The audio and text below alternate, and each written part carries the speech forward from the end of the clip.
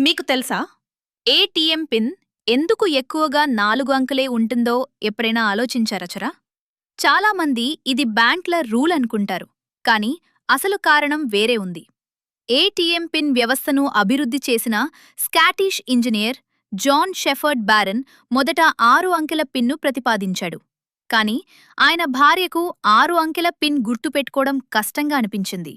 అందుకే 4 అంకెల పిన్ అయితే చాలా మందికి సులభంగా గుర్తుంటుందని సూచించింది.